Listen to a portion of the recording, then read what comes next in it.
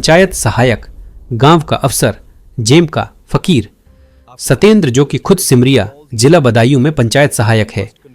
यह कहानी उन सभी पंचायत सहायकों की पीड़ा को व्यक्त करती है जो आज भी अनसुनी है। अध्याय 1, एक अफसर की अधूरी कहानी। घड़ी की टिक टिक रात भर विवेक की नींद चुराती रही। कमरे में बस सन्नाटा था। जहां दीवार पर टंगा हुआ एक पुराना कैलेंडर मौन खड़ा था और बगल में टंगी नेहा की एक हल्की मुस्कान भरी तस्वीर जो अब भी उसके बीते दिनों की कहानी कहती थी। उस तस्वीर की मुस्कान जैसे उसकी बेचैनी की चुप साक्षी बन गई हो। विवेक की मां सरस्वती देवी तुलसी में पानी डाल रही थीं। उनके हाथों में थकान थी और आंखों में दुआएं। हर बूंद जो तुलसी पर गिरती मानो विवेक के रास्तों को आसान करने की प्रार्थना बन जाती। आंगन में विवेक की बहन चांदनी झाड़ू से फर्श बुहारती, लेकिन नजरें उन किताबों पर अटक जाती जिन्हें कभी वक्त नहीं मिला, न पढ़ने का न जीने का। भीतर बैठा विवेक पूजा करता है, फिर मां के पैर छूता है और कोने से उठाता है अपना अफसराना बैग। एक पुराना ब्राउन सरकारी फाइल बैग जो अब उसकी पहचान बन चुका है। उस बैग में समाई होती है एक पूरी जिम्मेदारियों की दुनिया। सरकारी फॉर्म, कुछ जरूरी दस्तावेज, एक निजी डायरी और कुछ नीली लाल स्याही वाले कलम। हर चीज जैसे उसकी जिम्मेदारी की गवाही देती हो। वह अपनी टीवीएस स्पोर्ट बाइक के पास पहुंचता है जिसे उसने किस्तों पर खरीदा था। हर एक किस्त मानो कुर्बानी। रास्ते में 50 रुपए का पेट्रोल डलवाता है और मन में उठता है वही डर, कहीं रास्ते में बंद ना हो जाए। लेकिन फिर भी वो चल पड़ता है। कंधे पर टंगा सरकारी बैग, सीने में उम्मीदें और आंखों में वो सपना जिसे सिर्फ वही देखता है। यह कहानी अब शुरू हो चुकी है, एक अफसर की जिसकी पहचान सिर्फ उसके बैग में नहीं, जिम्मेदारी में है। अध्याय 2, अफसर सरकारी, बस नाम का। सूरज सिर पर चढ़ा आया था। जून की गर्म दोपहर, तपती सड़कें और उड़ती धूल। अफसर विवेक का चेहरा इन सब का मूक गवाह बना खड़ा था। उसने माथे का पसीना रुमाल से पोंछा और अपनी पुरानी टीवीएस स्पोर्ट को ब्लॉक परिसर के बाहर खड़ा कर दिया। कंधे पर टंगा था उसका बैग, वो बैग जो न पूरा उसका था और न पूरी तरह सरकारी, पर उसमें बंद थी उसकी पूरी दुनिया, कागजों की, सपनों की, जिम्मेदारियों की। लोहे का गेट धीमे से चरमराया। गार्ड ने घूर कर देखा और ताना मारा, अबे पंचायत सहायक है क्या तू? बड़ी देर कर दी आज। विवेक मुस्कुराया, जैसे ऐसे तानों की आदत हो चुकी हो। सीढ़ियां चढ़ते हुए वो उसी सरकारी गन से टकराया। फाइलों की बासी खुशबू, धूल की परतें और थकी हुई दीवारें। एक ऐसा सिस्टम जो सालों से वहीं खड़ा था, जड़, बेजान और बोझिल। कमरे के भीतर सचिव रमेश दुबे मोबाइल में खोए हुए चाय के कुल्हड़ से घूंट भरते हुए बोले, आ गए महामहिम पंचायत सहायक। चलिए ये फाइलें ले जाइए गांव और सुनिए, अगले सप्ताह ग्राम सभा है। रिकॉर्ड पूरा तैयार रखना, प्रधान जी का नया प्लान भी टाइप करना है और एक वर्क ऑर्डर बनाना है। वो जो नाली बनी थी, विवेक ने धीरे से कहा, सर वो तो बनी ही नहीं। दुबे जी ने भौहें चढ़ाईं, बनी हो न बनी हो, पेपर पर तो बननी चाहिए। उसी पल दरवाजा धड़ाम से खुला। गुटखे की गंध के साथ प्रधान बलबीर सिंह कमरे में दाखिल हुआ। एक हाथ में मोबाइल, दूसरे में दबंग गई। विवेक, तू बहुत पढ़ा लिखा बनता है रे, ज्यादा ईमानदारी न झाड़ वरना किसी केस में फंसा दूंगा और नौकरी जाएगी सो अलग। पंचायत सहायक है, लगता है कोई मंत्री बन गया है। विवेक खामोश रहा। उसकी आंखों में एक सवाल धधक रहा था, क्या यही सरकारी नौकरी है जिसके लिए मैंने सब कुछ दांव पर लगा दिया? बैग धीरे धीरे भारी होने लगा था। उसने एक एक करके सभी फॉर्म निकाले, मनरेगा की लिस्ट, परिवार रजिस्टर, आयुष्मान कार्ड की रिपोर्ट।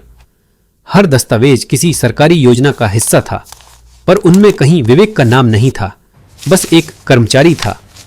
वेतन बस 6,000 रुपये महीना। कब मिला था याद नहीं। अब कब आएगा किससे पूछें? सिस्टम भी खामोश है। विवेक ने अपनी डायरी के कोने में लिखा, रोज काम करता हूं, रोज खुद को खोता हूं। सम्मान की जगह उपेक्षा मिलती है और हर अफसर मुझे नौकर समझता है। क्या वाकई मैं सिर्फ एक नौकर हूं या फिर एक बेजान अफसर जो सिर्फ कलम घिसता है? शाम ढल चुकी थी। विवेक बाहर निकला, पसीने से भीगा, थका और बैग के भार से झुका हुआ। और फिर चलते चलते मन में एक अंतिम विचार कौंधा, मैं अफसर तो हूं, बस नाम का। असल में तो एक मोमबत्ती हूं जो खुद जल रहा है और रोशनी किसी और को दे रहा है। अध्याय 3, किताबों के बीच छुपी मोहब्बत। रात के 10 बज चुके थे। कमरे की दीवारों पर बल्ब की पीली रोशनी टिमटिमा रही थी। विवेक की आंखों में नींद नहीं, कोई पुरानी यादों का साया था। फाइलें एक ओर धरी थीं। चुपचाप वो उठा, अलमारी खोली और वहां से एक बोसीदा डायरी निकाली। डायरी से पन्नों की खुशबू नहीं बल्कि यादें निकल रही थीं। कक्षा 6 की पहली सुबह की यादें। विवेक के जहन में एक पुराना स्कूल उतरने लगा। घंटी बजी थी और उसी पल वो आई। नेहा। नेहा, वो लड़की जो ज्यादा बोलती नहीं थी, लेकिन उसकी मुस्कान में किताबों से ज्यादा ज्ञान था। सफेद यूनिफॉर्म, 2 चोटियां, आंखों में सादगी और आवाज में मिठास। विवेक हमेशा पीछे की बेंच पर बैठता था और नेहा सबसे आगे। जब भी टीचर सवाल पूछते, नेहा जवाब देती और विवेक उसे निहारता, हर जवाब पर थोड़ा और सीधा बैठने लगता। एक दिन नेहा ने पलटकर पूछा, तुम्हारे पास हिंदी की किताब है क्या? मेरी छूट गई घर पर। विवेक ने किताब आगे बढ़ा दी, थोड़ा सकुचाया, थोड़ा मुस्कुराया। वहीं से शुरू हुआ वो रिश्ता, बिना नाम का, बिना इजाजत के, पर हर रोज थोड़ा और गहरा होता गया। इंटरवेल में खाने के टिफिन शेयर होने लगे, निजी बातें साझा होने लगी और अक्षरों के साथ साथ एक दूसरे के दिल भी पहचानने लगे थे। विद्यालय से लौटते वक्त अक्सर दोनों एक ही रास्ते से घर आते। नेहा कभी कभी कहती, जब तुम बड़े अफसर बन जाओगे तो मुझे भूल तो नहीं जाओगे ना? विवेक मुस्कुराता हुआ, तुम्हें भूल जाऊं तो अफसर बनने का क्या फायदा? लेकिन दुनिया को तो हमेशा कुछ और ही मंजूर होता है। नेहा के पिता स्कूल मास्टर थे, सीधे, सख्त और समाज के कायदे कानूनों के पक्के। लड़की की शादी करनी हो तो लड़का सरकारी अफसर ही होना चाहिए और अच्छी तनख्वाह वाला भी, जो ठाठ से रख सके मेरी फूल सी बेटी को। नेहा खामोश रहती, लेकिन उसकी आंखें हर दिन विवेक को पढ़ती थीं। उस संघर्ष को जो सिर्फ किताबों से नहीं, समाज और सिस्टम दोनों से लड़ रहा था। 12वीं के बाद नेहा को कोचिंग के लिए शहर भेज दिया गया। विवेक गांव में ही रहकर प्रतियोगी परीक्षाओं की तैयारी करता रहा। कभी कभार फोन पर बातें होती, कभी एसएमएस, कभी मिस्ड कॉल और कभी सिर्फ इंतजार। फिर एक दिन विवेक का सपना पूरा हुआ, वह पंचायत सहायक बन गया। खुशी खुशी उसने नेहा को फोन किया। फोन किसी और ने उठाया, नेहा के पिता। देखो बेटा, अब तुम दोनों की राहें अलग हैं। पंचायत सहायक कोई नौकरी थोड़े ही है, ये तो बस वक्त काटने का बहाना है। विवेक चुप रहा, कुछ कहने की हिम्मत नहीं हुई। उसने नेहा को आखिरी मैसेज भेजा, नेहा, मैंने तुम्हारे लिए ये नौकरी पाई, पर शायद ये तुम्हारे लायक नहीं है। मैं चाहता हूं कि तुम्हें वो सब मिले जो मैं नहीं दे पाऊंगा। मेरी मोहब्बत सच्ची है, लेकिन शायद काफी नहीं। उस रात डायरी के एक पन्ने में नेहा का नाम फिर से दर्ज हुआ। किताबों के बीच, यादों के कोनों में उसकी एक तस्वीर वो अब भी रखे हुए है, उन्हीं पन्नों के बीच जहां वो जिंदगी का मतलब खोजता है। नेहा उसकी मोहब्बत थी, जो उसके पास थी, पर उसकी कभी नहीं हो सकी। अध्याय 4, पंचायत सहायक की जिम्मेदारियां। सुबह के 7 बज चुके थे। घड़ी की टिक टिक जैसे विवेक के भीतर चल रही थी। हर एक पल यही दोहरा रहा था, इस महीने भी पैसे नहीं बचे। चाय के डिब्बे में रखे 120 रुपए, बिजली का बिल टेबल पर पड़ा हुआ और माँ के दवा की पर्ची, जो माँ ने तकिए के नीचे दबा रखी थी, जैसे बीमारी को कुछ दिनों के लिए चुप बैठने का आदेश दे दिया गया हो। उस छोटे से घर की दीवारें मिट्टी की थीं, छत टीन की, और आंगन में तुलसी का पौधा हवा में लहराता हुआ, जैसे अब भी उम्मीद बची हो। सरस्वती देवी, गठिया और मधुमेह से पीड़ित माँ, फिर भी सुबह सुबह रसोई में खड़ी थीं। बेटा, दवा खत्म हो गई है, पर तू चिंता मत कर, आज काढ़ा ही पी लूंगी। चांदनी, विवेक की छोटी बहन, सिर झुकाए बोली, भैया, मेरी सहेली की अगले महीने शादी है, बाजार से मेरे लिए नई चूड़ियां ला देना। घर की सारी जिम्मेदारी विवेक के कंधों पर ही तो थी। विवेक की जेब में सिर्फ 120 रुपए थे। उसने कुछ नहीं कहा। सरकारी कागजों में विवेक एक कर्मचारी था, लेकिन उसके बैंक खाते में महीनों से कोई पैसा नहीं आया था। हर बार सचिव रमेश दुबे यही कहते, मानदेय फंसा है, ऑर्डर आएगा तो मिलेगा, वित्त विभाग में फाइल अटकी है, और विवेक वही झूठ घर लौटकर दोहराता। जिम्मेदारियां कई थीं और जो उसे थकने नहीं देती थी। मां की दवा 750 रुपए हर महीने, बहन की पढ़ाई जो अब सिर्फ एक सपना रह गई थी, बिजली का बिल 310 रुपए, मोबाइल रिचार्ज ताकि सरकारी कॉल मिस न हो, पेट्रोल, जैसे विवेक की इज्जत और मोटरसाइकिल दोनों की एक ही टंकी में सांसें चल रही थीं। कभी कभी लगता है ये नौकरी नहीं, किसी की मजबूरी निभा रहा हूं मैं। उसने यही सोचा और चुपचाप निकल पड़ा। शाम को मां ने धीरे से कहा, बेटा अब चांदनी की शादी के लिए रिश्ते देखने चाहिए। विवेक ने सिर झुका लिया। मां अभी वक्त नहीं है। लेकिन किस वक्त का इंतजार कर रहा था विवेक? वो वक्त जब उसके पास इज्जत होगी, जेब में तनख्वाह होगी, या जब उसका दर्द सरकार की दीवारों से टकराकर वापस न लौटे। गांव के लोग कहते, सरकारी नौकरी वाला बेटा है सरस्वती का, फिर भी घर में चूल्हा ठंडा है। मोटरसाइकिल है फिर भी बहन के लिए चूड़ी नहीं ला सका।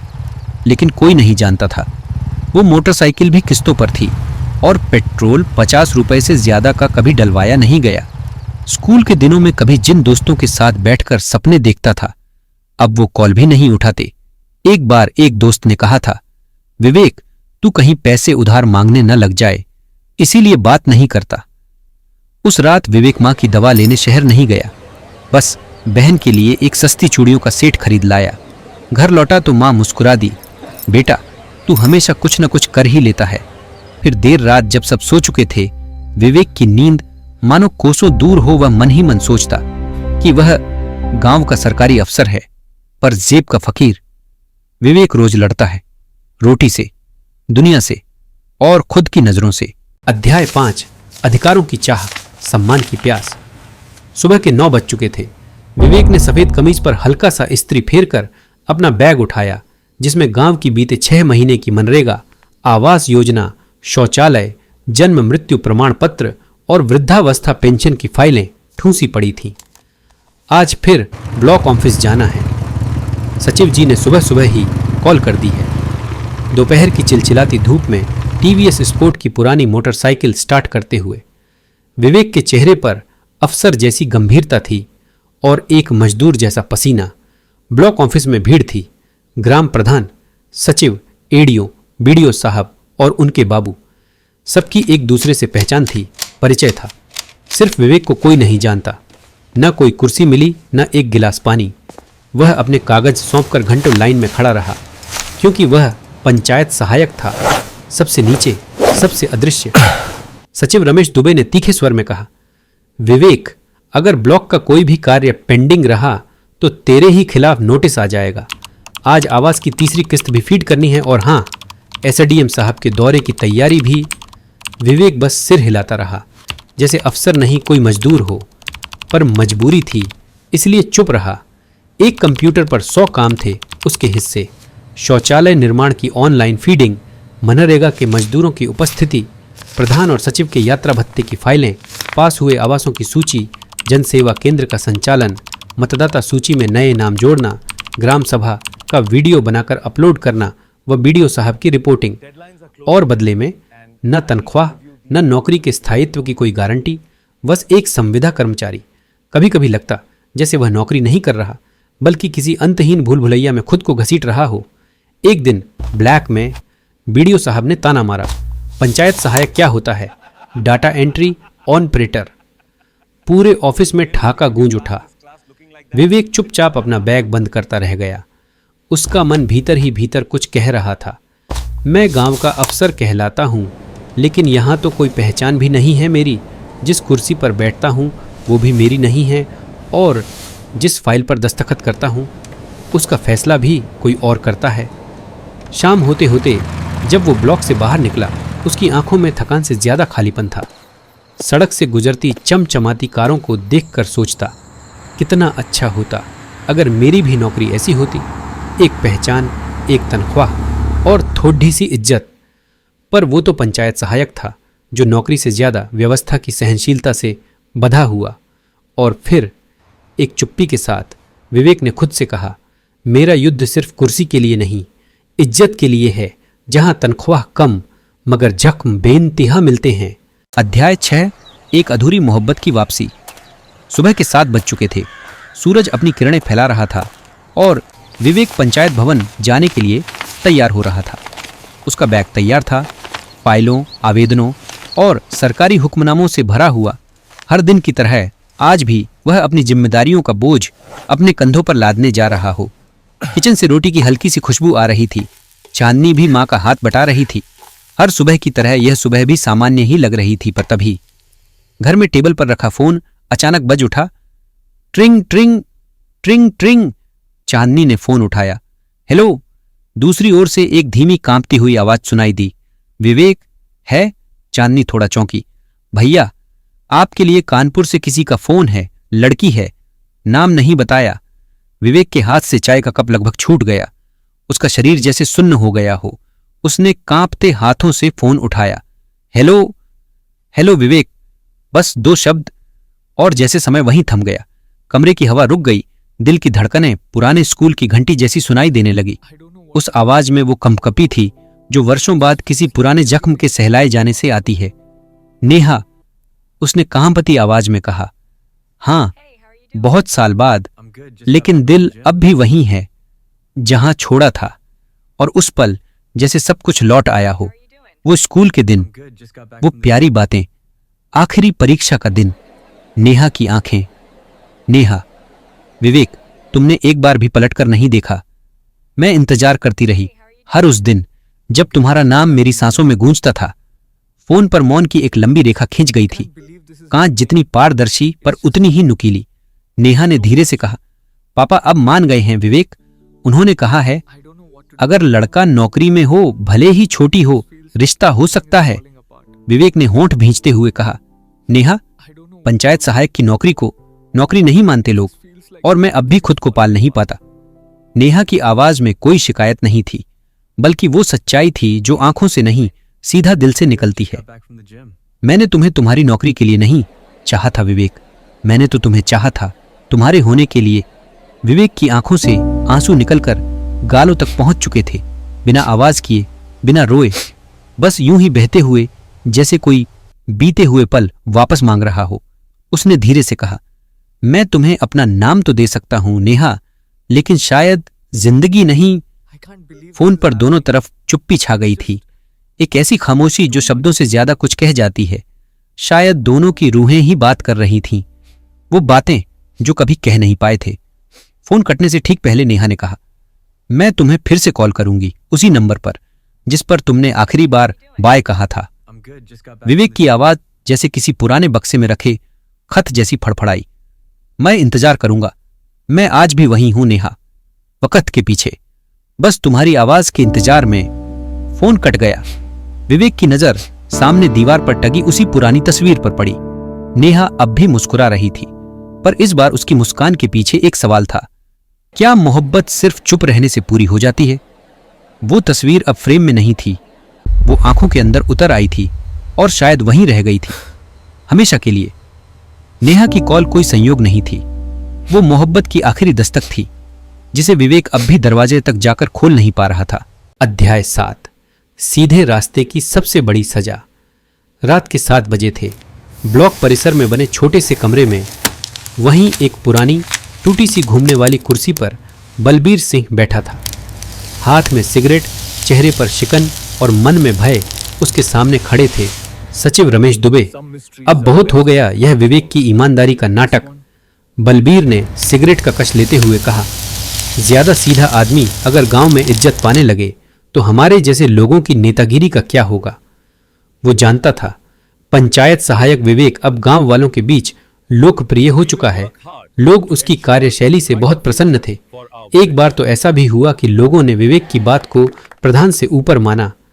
कल को यही लड़का अगर गांव का प्रधान बन गया तो? उसका दिल कांप गया था। अब तुम ही बताओ रमेश भैया, बलबीर एक ही सांस में बोला। अगर गांव वालों को जन सुनवाई, RTI, IGRS, 1076 जैसी चीजों की जानकारी हो गई तो हमारी तो कहानी खत्म है। सचिव चुप थे, लेकिन अंदर ही अंदर सहमत भी, क्योंकि प्रधान को जो हिस्सा मिलता था उसी से सचिव का भी हिस्सा बनता, और यही हिस्सेदारी ऊपर तक जाती थी। बलबीर बोला, इस बार चुनाव में 15 लाख फूंक चुका हूं। अब अगर ये पंचायत सहायक हमारे कामों में टांग अड़ाएगा तो भूखा मरना पड़ेगा हमें भैया। अध्याय 8। सच के साए में अकेला विवेक। प्रधान और सचिव ने मिलकर एक चाल चली। स्वच्छ भारत मिशन फेज 2 के तहत आने वाले शौचालय निर्माण की एक नई सूची बनाई गई। उसमें अपात्र लोगों के नाम डाले गए जिन्हें 12,000 रुपए प्रति लाभार्थी मिलने थे। कागज पर शौचालय बनाओ, पैसे बांटो और असली लाभार्थी को भनक भी ना लगे। सभी फर्जी दस्तावेज तैयार हुए।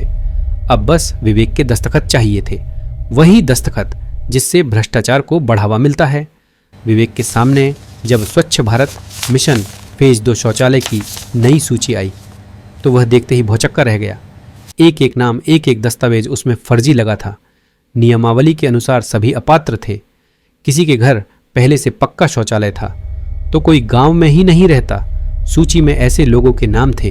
विवेक बोला, मैं इस पर दस्तखत नहीं कर सकता बलबीर भैया, ये गलत है। बलबीर की आंखों में खून उतर आया। तेरे जैसे पंचायत सहायक बहुत देखे हैं, ये घोटाला नहीं सरकारी सिस्टम है। तू मुझे सिखाएगा काम कैसे करना है। ज्यादा गांधी मत बन वरना तू तो गया बेटे, तेरी नौकरी गई समझ। विवेक ने सिर झुका लिया। झुका तो जरूर पर दस्तखत नहीं किया। 2 दिन बाद सूचना बोर्ड पर एक गुमनाम शिकायत चिपकी मिली। पंचायत सहायक विवेक के द्वारा अपात्र लोगों को योजना में शामिल किया गया है, उसे पद से निलंबित किया जाए। प्रधान और सचिव दोनों ने मौखिक रूप से इसका समर्थन किया। विवेक जब घर पहुंचा तो मां सरस्वती देवी ने पूछा, बेटा कुछ परेशान लग रहा है, सब ठीक है? विवेक मुस्कुरा दिया, कुछ नहीं मां, पंचायत घर का जरूरी काम है, और चुपचाप अपने कमरे में चला गया। उस रात उसे नींद नहीं आई। वो लेटा रहा, करवटें बदलता रहा, सोचता रहा कि जब कोई छात्र अपने कॉलेज की रातों में जागकर सपने बुनता है, देश सेवा की कस्में खाता है, तो कैसे वही छात्र एक दिन अधिकारी बनते ही भ्रष्ट हो जाता है। उसके उच्च अधिकारी ये वही लोग हैं जो कभी खुद को देशभक्त कहते थे। फिर इनके भीतर इतना लालच कैसे आ गया? क्या वाकई सरकारी कुर्सी इंसान को बदल देती है? वो जानता था कि उसकी यह लड़ाई सिर्फ कुर्सी की नहीं, ये लड़ाई उस सोच के खिलाफ है जो सरकारी व्यवस्था को अपने स्वार्थ की चीज मान चुकी है। क्या मेरी ईमानदारी ही मेरी सबसे बड़ी कमजोरी बन गई है? वो रात भर रोता रहा, बस यही सब सोच सोचकर। अध्याय 9, पर्दे के पीछे की ग्राम पंचायत। सुबह के लगभग 11 बजे थे। पंचायत भवन में आज ग्राम सभा की मासिक बैठक थी। छत पर पंखा घूं घूं कर रहा था, मगर गर्मी की लहरें किसी लोकल नेता की तरह सब पर हावी थीं। बरामदे में गांव के कुछ लोग चुपचाप बैठे थे, कोई सिर पर गमछा बांधे, कोई कुर्सी की मुरमुराहट से ऊबता हुआ। हॉल के भीतर प्रधान बलबीर सिंह अपनी कुर्सी पर ऐसे जमे थे जैसे यही विधानसभा हो। बगल में सचिव रमेश दुबे बैठे थे, हाथ में फाइल और चेहरा तटस्थ। थोड़ी दूरी पर बैठा था विवेक, पंचायत सहायक। उसके हाथों में कागजों की गठरी थी और चेहरे पर चिंता की लकीरें। औपचारिक बातचीत चल रही थी पर भीतर कुछ और ही पक रहा था। प्रधान बलबीर सिंह ने धीरे से झुककर कहा, विवेक, इस बार सचिव रमेश के कहने पर इन 12 नामों को आवास लिस्ट में जोड़ दे। सब अपने ही लोग हैं। जैसे ही लिस्ट देखी, एक बार फिर उसके पैरों तले जमीन खिसक गई। सभी नाम पक्के मकान वालों के थे या फिर शहर में रहने वालों के। उसने धीमे से लेकिन साफ स्वर में कहा, सचिव सर, ये सब अपात्र हैं। नियमों के अनुसार इन्हें शामिल नहीं किया जा सकता। बलबीर सिंह का चेहरा लाल पड़ गया, आंखों में धकता हुआ रोष उमड़ पड़ा। तू पंचायत सहायक है या कोई अफसर बन गया है? बहुत उड़ने लगा है रे। बस एक दस्तखत और तेरी ये नौकरी गई समझ। प्रधान ने धमकी देते हुए कहा। विवेक कुछ नहीं बोला, पर उसकी पीठ पसीने से भीग गई थी। भीतर एक कपकपी थी, न डर की बल्कि व्यवस्था की निर्ममता को जानने की। उस रात सचिव का फोन आया। देखो विवेक, बात समझो। प्रधान से उलझना बेवकूफी है। सब सिस्टम से समझौता करते हैं, तुम भी कर लो वरना यह नौकरी भी हाथ से जाएगी। विवेक चुप रहा। काफी देर तक कमरे की दीवारों को घूरता रहा, फिर डायरी खोली और मां की कही बात याद आई। गलत को गलत कहना कभी मत छोड़ना। कुछ ही हफ्तों में चीजें तेजी से बदली। जिला डीपीआरओ कार्यालय में विवेक के नाम शिकायत पहुंची। काम में लापरवाही। एक नोटिस आया। कारण बताओ नोटिस। गांव में अफवाह फैली, विवेक रिश्वत लेता है। एक एक कदम जैसे किसी तयशुदा साजिश का हिस्सा था। वह घिर चुका था, सत्ता, सिस्टम और साजिश के त्रिकोण में। उधर बलबीर सिंह अब भी ऐसे हंसता था जैसे कुछ हुआ ही नहीं। गांव वाले भी अब विवेक से आंखें चुराते थे और सचिव रमेश दुबे, जो कभी सहयोगी लगते थे, अब अजनबी हो गए थे। विवेक के पास न कोई नेता था, न पैसे का सहारा, न कोई जातिगत ढाल, न कोई अधिकारी जो उसका पक्ष ले। बस उस दिन अकेले बैठकर उसने खुद से कहा, जिस व्यवस्था को संवारने की मैंने कसम खाई थी, अब वही मुझे तोड़ने को आमादा है। क्या ईमानदारी सच में बस किताबों की कहानी है? उसकी आंखें नम थीं, पर उनमें कोई पछतावा नहीं था। वह डरा हुआ था, लेकिन अब भी टूटा नहीं था। अध्याय 10। लखनऊ की सुबह और गांव की आवाज। सुबह के 4 बजे थे। अलार्म की घड़ी तो बजी नहीं, पर विवेक की आंखें यूं ही खुल गईं, जैसे शरीर सो भी जाए तो भी आत्मा को चैन कहाँ। उसने कितनी ही रातें ऐसे ही करवटों में गुजार दी थीं। न नींद थी न सुकून, बस एक अदृश्य लड़ाई चल रही थी, एक अदृश्य सिस्टम के खिलाफ। आज उसे राजधानी जाना था, लखनऊ न्याय की तलाश में। अपने जैसे हजारों पंचायत सहायकों की आवाज बनकर वो अकेला नहीं था। प्रदेश भर के कोनों से आए पंचायत सहायक भी वही दर्द लिए थे, अधूरी सच्चाइयों के गवाह। हम तनख्वाह नहीं, इज्जत मांगने आए हैं। बस अड्डे की चाय की दुकान पर बैठा विवेक हाथ में लिए अपनी नियुक्ति पत्र की प्रति और अनुभव पत्रों को एकटक देख रहा था। हर कागज उसकी मेहनत की कहानी कहता था। वह पंचायती राज निदेशालय के सामने पहुंचा। हजारों पंचायत सहायकों के बीच, किसी के हाथ में पोस्टर, किसी की आंखों में उम्मीदें और सभी के सीने में जले हुए सपने। हम भी कर्मचारी हैं, मान्यता दो, हमें स्थायी करो। 20 घंटे काम, 8 घंटे की तनख्वाह भी नहीं। पंचायत सहायक नहीं, पंचायत का मजदूर बना दिया। भीड़ थी लेकिन अनुशासित, आवाजें थीं लेकिन सलीकेदार। कोई नारे लगा रहा था, कोई बस खामोशी में भीग रहा था। तभी एक पत्रकार आया, युवा, ईमानदार, जिज्ञासु। विवेक के पास आकर कैमरा ऑन किया। आपका नाम? विवेक, गांव रामपुरा, पंचायत सहायक। कितने साल से काम कर रहे हो? 4 साल, अभी तक स्थायी नहीं हुआ। आप क्या चाहते हैं? पत्रकार ने पूछा। विवेक ने सीधे कैमरे में देखा। उसकी आवाज धीमी थी पर असरदार। बस यही चाहता हूं कि जब सरकार हमें अफसरों जैसा काम देती है तो तनख्वाह और सम्मान भी वैसा ही दे। सिर्फ 6,000 में घर कैसे चलाएं? हम गांव के अफसर हैं पर जेब के फकीर। यही है हमारी कहानी। पंचायत सहायक, गांव का अफसर, जेब का फकीर। एक अधूरी सच्चाई। उस वीडियो ने जैसे आग लगा दी। सोशल मीडिया पर वायरल हुआ। लोग कहने लगे, गांव का लड़का सरकार से टकरा गया। अगले ही दिन राज्य सचिवालय से बुलावा आया। अपने कुछ साथियों के साथ विवेक पंचायती राज विभाग के निदेशक से मिलने गया। दफ्तर में बैठे अधिकारी ने कहा, हमने आपकी बातें सुनी हैं विवेक, हम प्रस्ताव बनाएंगे, कमेटी गठित होगी, जो हो सकेगा किया जाएगा। विवेक बाहर आया। दिल में सुकून नहीं था, लेकिन चेहरे पर शांति जरूर थी। शायद बात पहुंची है, शायद नहीं, लेकिन आज हमने एक शुरुआत की है और यही सबसे बड़ी जीत है। गांव लौटते वक्त बस की खिड़की से बाहर झांकते हुए उसने मोबाइल में नेहा का मैसेज पढ़ा। मुझे माफ करना विवेक, मुझे तुम पर हमेशा गर्व था। तुम नहीं बदले क्योंकि तुम झुके नहीं। विवेक की बहन चांदनी बस अड्डे पर विवेक को लेने आई। भैया, आज माँ बहुत खुश है। टीवी पर तुम्हारी फोटो आ रही थी, सब कह रहे थे, देखो गांव का लड़का कितना बड़ा हो गया। विवेक मुस्कुराया नहीं, बस आंखें थोड़ी भर आईं। घर आया और कमरे में पहुंचा तो देखा दीवार पर अब भी वही पुराना कैलेंडर टंगा था, पर तारीख बदल चुकी थी। एक नया दिन, एक नई शुरुआत। वो बैग अब भी कंधे पर था, लेकिन आज वो बोझ नहीं लग रहा था, जैसे सालों की मेहनत ने आज उसे कुछ और बना दिया हो।